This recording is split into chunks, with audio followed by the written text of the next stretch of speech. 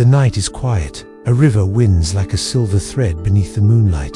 The water flows gently, yet within it hides a powerful truth. Sometimes it rushes with force, crashing against rocks, and sometimes it glides softly, reflecting the stars. Two forces opposite, yet inseparably always moving, always dancing. This is yin and yang. But here is the question. What does an ancient symbol drawn thousands of years ago in China's circle of black and white have to do with your modern life in America? With the stress of deadlines, the exhaustion of balancing work and family, the endless scroll of social media, and the late-night thoughts that keep you awake. Imagine this. You work hard every day, chasing success, but still feel burned out. Or maybe you play it safe, never taking risks, yet deep down you feel stuck. What if the answer isn't to choose one path but to learn the rhythm between them? For centuries, Yin and Yang have taught that strength is born from balance, not extremes. That within light there is shadow, and within shadow there is light. And tonight, together, we'll uncover how this ancient wisdom can guide you not just in philosophy, but in every decision you make, from your career, to your health, to your relationships.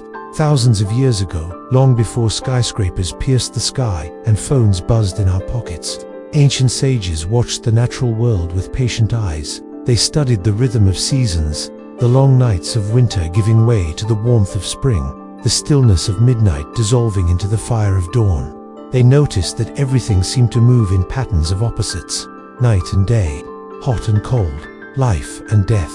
And instead of seeing these forces as enemies, they saw them as partners. The Taoist sages called it yin and yang. In their writings, they described yin as the feminine, the dark, the cool, the receptive; yang as the masculine, the bright, the hot, the active. But this was never about dividing men and women, winners and losers. It was about harmony, the realization that both sides are necessary and both live inside of us. Think of the symbol, a perfect circle split in half, one side black, the other white. But look closer, and you see something remarkable. In the heart of the black is a drop of white, and in the heart of the white, a drop of black. A reminder that there is no absolute light, no absolute dark. Every summer holds the seed of winter. Every victory hides the seed of defeat. The great Taoist teacher Lao Tzu once wrote in the Tao Te Ching, "Know the white, but keep to the black. Be a pattern to the world." This wasn't just poetry, it was instruction. To know brightness but not deny darkness, to act but also to rest, to climb but also to descend. Even Confucius, though focused on order and morality, echoed a similar truth, that balance, not excess, was the path of a virtuous life. And later, Buddhist monks carried the idea even further, reminding us that clinging too tightly to either pleasure or pain only deepens suffering. But perhaps the most powerful teaching came not from words, but from nature itself. Imagine a farmer in ancient China. He does not fight the river to make it flow where he wants. He learns its rhythm, planting when the waters rise, harvesting when they fall. To him, yin and yang were not philosophy, they were survival. And here lies the timeless beauty of this wisdom. It was never meant to sit on a dusty shelf in a monastery. It was meant to live in our bodies, in our breath, in the choices we make every day. Pause for a moment. Ask yourself, when was the last time you honored your yin, your rest, your reflection, your quiet moments? And when was the last time you embraced your yang, your fire, your courage, your action? Because the truth is, most of us are out of balance. We rush, we grind, we chase, until exhaustion forces us to stop. Or we hide, procrastinate, and numb ourselves, until guilt pushes us to act. We live like pendulums, swinging too far one way, then too far the other. But the ancients knew, peace doesn't come from swinging harder. It comes from learning the dance. To truly understand yin and yang, we have to step back and imagine the world in which this wisdom was born. Picture ancient China. No neon lights, no engines, no constant digital noise. Life was tied to the land. The rising sun told people when to wake. The moon and stars guided them at night. A poor harvest could mean hunger. A flood could wash away entire villages. To survive, people had to watch the sky, the rivers, the mountains, listening to the silent language of nature. And what they noticed was astonishing. The world wasn't random. It moved like a heartbeat. Seasons rose and fell. Storms came and passed. Sickness turned into health, and health returned to sickness. Even human life was a cycle birth, growth, decline, death. To them, yin and yang was not theory. It was a mirror held up to existence itself. Now, let's bring that forward to today. You live in a world of constant motion, emails, deadlines, texts, calls, alarms. If you don't answer right away, you feel guilty. If you don't post often enough, you feel invisible. The pressure to always be on is crushing. And yet, in our rush to fill every second, we've forgotten something the ancients knew well. Nothing can stay in yang forever. Think of fire. Too much fuel, and it burns out of control. Too little, and it dies. The balance keeps it alive. In Taoist medicine, health was understood in the same way. A body overheated with yang energy, too much activity, anger, tension would burn out. A body sinking into too much yin fatigue, coldness, passivity would weaken. The healer's job was to restore flow between the two. Doesn't that sound exactly like modern life? Think about burnout. That's too much yang, too much doing, without honoring rest. Think about depression. That's too much yin, too much inward pull, without the spark of action. The ancients didn't separate mental, physical, and spiritual health the way we do. To them, it was one circle. Balance the circle, and you thrive. Break it, and you suffer. But here's the key. Yin and yang are not enemies.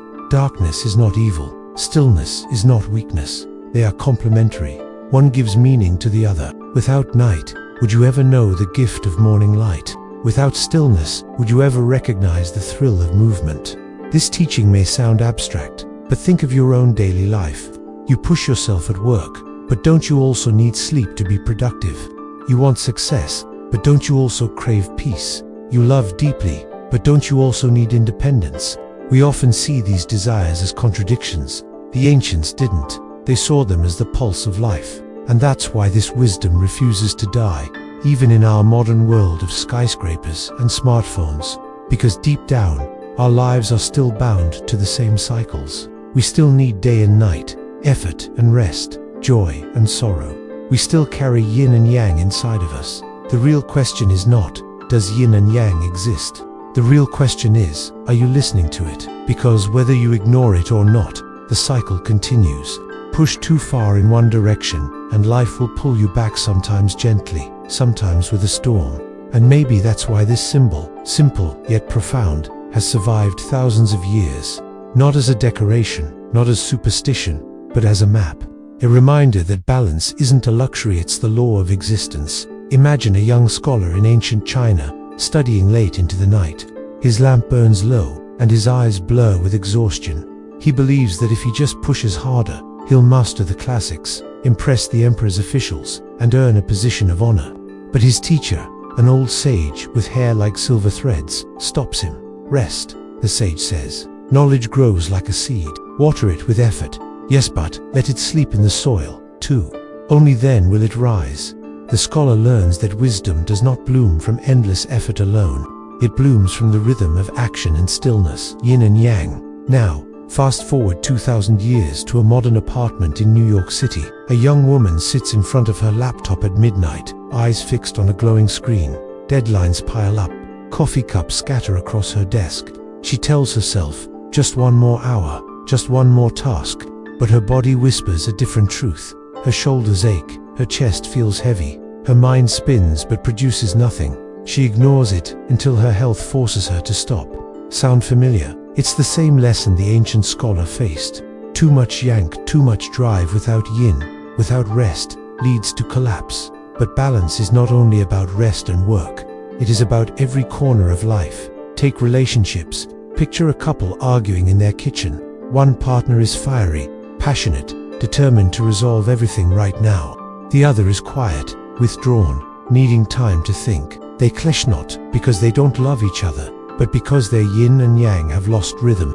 Yet, if they can learn to value each other's energy, the fire that seeks clarity, and the silence that allows reflection, they don't just survive the argument. They grow closer, because balance is not about winning or losing. It's about weaving opposites into harmony. Think also about money. Ancient farmers understood that wealth was seasonal. Grain came after harvest, then dwindled through the winter. Spend recklessly, and hunger would follow. Save too tightly, and you'd starve before the next harvest. Today, Americans face the same truth in a new form. Paychecks, bills, credit cards, too much spending, and debt swallows you. Too much hoarding, and you never live fully. The wisdom of Yin and Yang says, breathe with the rhythm. Save enough to be safe, but spend enough to feel alive. And what about fear? In Taoist stories, there is a tale of a man who feared tigers. He avoided the forest, avoided travel, avoided life itself, until his fear consumed him. The sage reminded him, courage is not the absence of fear. Courage is the dance between fear and trust. In modern terms, think about your career. Maybe you've dreamed of starting your own business, writing that book, or moving to a new city, but fear holds you back. That fear is yin, protective, cautious, necessary. Without it, you'd leap blindly into danger.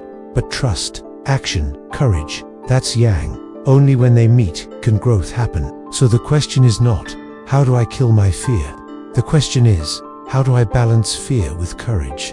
Let's bring it home with something as simple as breathing. Inhale, exhale. One pulls in, one releases out. Yin and yang. The body cannot survive with only one. Try inhaling without ever exhaling. You'll suffocate. Try exhaling without inhaling, you'll collapse. Life itself reminds you, every second, that balance isn't optional, it's survival. But here's the twist. Balance does not mean 50/50ths at every moment. The river flows fast in spring and slow in winter. The moon shines full one night and disappears the next. Balance is not a static point, it's movement, like a dance. Maybe in your life right now, you need more yang, more action, more courage, more fire. Or maybe you desperately need more yin, rest, silence, healing. The wisdom is knowing when to lean into one and when to welcome the other. So tonight, as you sit here listening, ask yourself, where am I pushing too hard? Where am I holding back too much? What would happen if I stopped resisting and let yin and yang guide me? Because the truth is, this wisdom isn't trapped in temples or old scrolls. It's alive in your relationships, in your health, in your work, in your breath. It's alive in you. And maybe the peace you've been searching for, dose and tea, come from running faster or stopping completely. Maybe it comes from finding the rhythm, the dance, that's been here all along. So how do we take this ancient circle of black and white and actually live it? Let's begin with the simplest truth. Balance is not founded, is practiced every day. Your choices tilt you toward yin or yang, and every day you can bring yourself back, not with perfection, but with awareness. 1. Work and rest. In modern America, hustle is celebrated. Rise and grind, they say. Coffee before sunrise, emails at midnight. But the Tao whispers, a bow pulled too tight will snap. Here's a practice. Work with intensity, then rest with equal devotion. Close your laptop at night and step outside. Let your eyes meet the stars. That pause isn't wasted time. It's the yin that makes your yang powerful again. 2. Relationships and space. Love is not just closeness, it's also distance. Yin is the soft listening ear, the warm embrace. Yang is the fiery passion, the bold honesty. If your relationship feels cold, add yang, speak, risk, ignite. If it feels suffocating, add yin, listen, breathe, give space. Harmony doesn't mean no conflict. It means using both energies to grow together instead of apart. 3. Ambition and contentment. America teaches us to want more money, more status, more likes. That's yang. But without yin, gratitude, enoughness, you'll chase until exhaustion. Here's a question. When was the last time you said, this moment is enough? Not forever, just for now. Because contentment doesn't kill ambition, it fuels it. You run further when you're not running on empty. 4. Action and reflection. We live in a world that rewards quick action. Send the email, make the call, post the video. But what about reflection? A Taoist master once said, muddy water clears best when left still. In modern terms, when you feel stuck, don't always push harder. Sit, reflect, journal, meditate. In silence, the next step often reveals itself. 5. Fear and courage. Too much yin, fear, hesitation, and you stay frozen. Too much yang, reckless courage, and you crash. Balance means respecting both. Try this. When fear shows up, don't silence it. Thank it. Let it remind you to prepare. Then call on your courage to move forward anyway. Fear is not the enemy. It is the dance partner of bravery. 6. Giving and receiving. Many of us know how to give time, effort, love, Few of us know how to receive without guilt. Yin is the open hand that receives. Yang is the strong hand that gives. Both are sacred. If you only give, you'll empty yourself. If you only receive, you'll stagnate. Practice both, and you'll discover relationships that nourish instead of drain. 7. Digital life and real life. Your phone is pure, young, constant alerts, motion, stimulation. Nature is yin, quiet, grounding, slow. So try this. Set boundaries. A walk without headphones. A meal without scrolling. Yin moments don't take you away from life. They return you to it. And here's the truth. You won't always get it right. You'll burn out sometimes. You'll withdraw too much sometimes. That's part of the circle too. But when you notice, when you realign, you step back into the flow. And slowly, the extremes hurt less. The swings soften. Life feels less like chaos and more like rhythm. Let me leave you with a picture. A surfer waits on the ocean. She cannot command the waves. She cannot make them bigger or smaller. She cannot control when they rise or fall. But she can learn to ride them. That is yin and yang in your life. The waves will always come: stress, joy, loss, love, success, failure. You can fight them and drown, or you can ride them and live. The choice is yours. The fire burns low. The night is quiet once more.